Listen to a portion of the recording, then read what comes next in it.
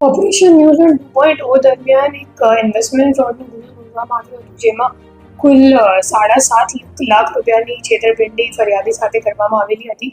જેમાં જે નાસ્તો ફરતો આરોપી છે સંજય મારુ, એમની ધરપકડ ટેકનિકલ વર્કઆઉટ અને હ્યુમન ઇન્ટ મેળવીને અમદાવાદ શહેરથી એમની ધરપકડ કરવામાં આવી છે.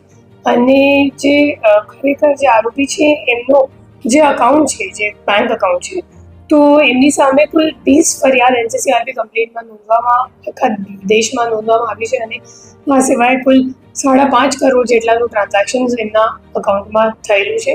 અને જે તમામ ટ્રાન્ઝેક્શન્સ છે એ તમામ ઇન્વેસ્ટમેન્ટ ફ્રોડના નામ પર લોકો સાથે છેતરપિંડી કરીને થયેલ છે.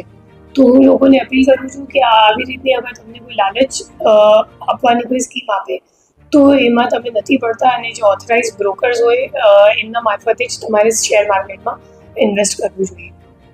ઇન્વેસ્ટમેન્ટ નામે જ છેતરપિંડી કરવામાં આવી રહી છે. છેલ્લા ઘણા સમયથી આ ફરિયાદ સતત વધી રહી છે. યસ.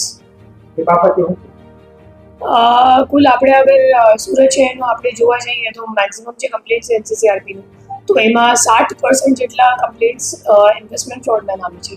અને ઇન્વેસ્ટમેન્ટ ફ્રોડ એટલા માટે થાય છે કેમ કે લોકોને લાલચ આવી જાય છે કે મને વધારે રિટર્ન મળશે અથવા તો મારો પૈસો ડબલ થઈ જશે, અને એવી લાલચ એ લોકો રોકાણ કરી નાખે છે. અને પછી વિડ્રોવલ કરવા જાય ત્યારે એમને ખબર પડે કે મારી સાથે છેતરપિંડી થઈ ગઈ.